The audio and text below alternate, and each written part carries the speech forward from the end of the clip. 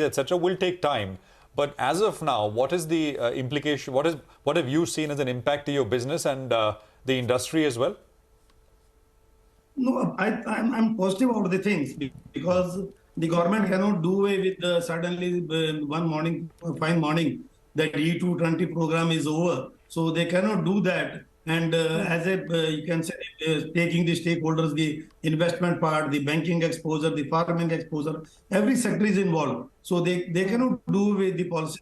So they have to find out a solution in between to have the food security of rice and other maize stock. Maize switching over to other, you can say, food stock is no, not. Mr. Mittal, you are saying this is going to be. So what you're suggesting is this could be a temporary measure, but right? That's what you're saying.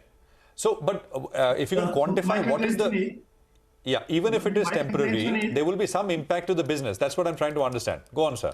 I think not much. If fair pricing policy is given to other stocks, like that maize, the rate of the maize manufactured ethanol is just 56, which doesn't match the MSP at present. And you see that other rate of this cane juice is 66.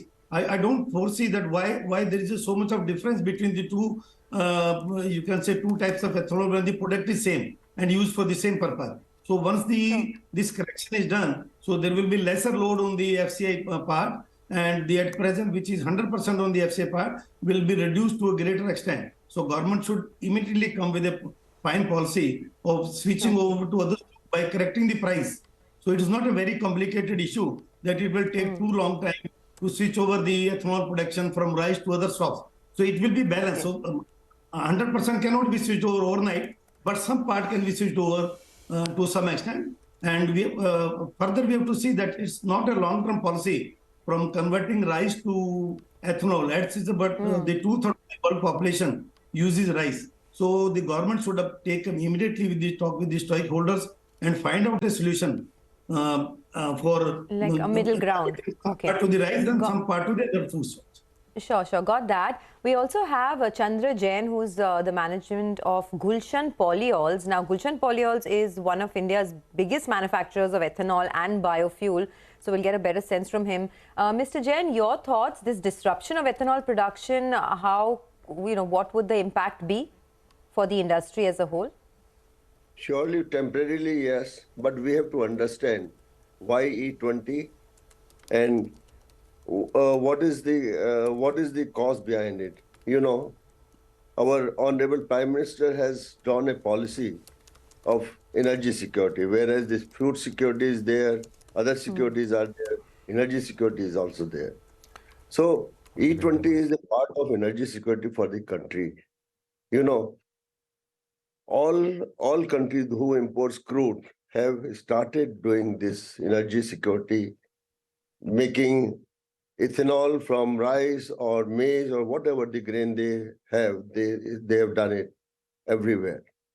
So this policy, this program cannot go back. It cannot go back. FCI has disrupted, no doubt. It will give some disruption for some time, but alternatives have to become. And more, at the same time, the ethanol has to come from all places. Damaged food grain, maize, FCI, sugarcane, everywhere. Then only they will be able to achieve their 1,300 crore liter annual ethanol blending by 25. Got it. Mr. Jain, sorry to interrupt you. I just wanted to understand that this shift to maize from rice, how viable is it? I mean, can the entire production be shifted? You see, it is only dependent upon the price which the OMCs offer to the ethanol. You see, they have got variable prices. As Mr. Mittal said, I said earlier also, sugarcane juice price is 66. Maize price is 56. What is the logic? I fail to understand this logic. Why this cannot be one price? Once the price is given right, yes, everything is possible. It can be shifted, but not overnight. It will need some time. You need 14 million tons of grain, maize to be produced. So we had been saying to the government that you announce the right price so that sowing season is there. Now the maize is a rain-fed crop. Got it. It can take over within a due course of time, but not switch over. Got it.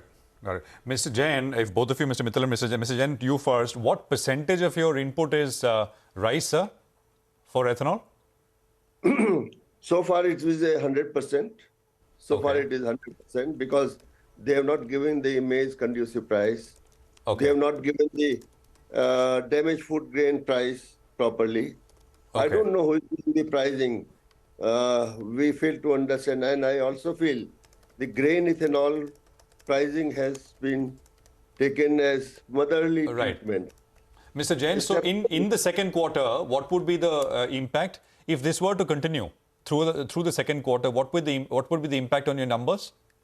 You see, it is going to definitely affect it, no doubt, because a standalone unit doesn't have any option but to produce ethanol, and ethanol can only be produced with a viable pricing. So far, got it. What happened? So could you give us some idea about what the impact could be just for the second quarter? It's too early, sir. It's too early to say anything about it because government is also planning what to do with the ethanol plant, standalone ethanol plant. They are also planning, and everybody is working on it. So let's wait and watch. It's got too it, early Mr. to Mittal. predict Got it. anything. We're running out of time, Mr. Mittal. Same question to you. What percentage is rice?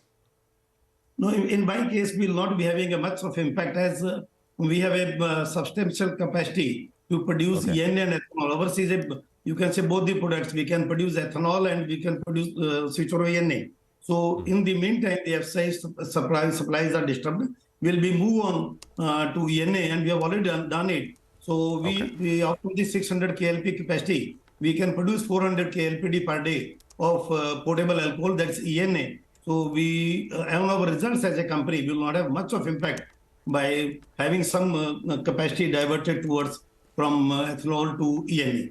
However, we feel that some disruption will be there, but not to that greater impact on the company's results. All right, gentlemen, thanks a lot for explaining that to us and joining us on CNBC TV 18. Appreciate your time here.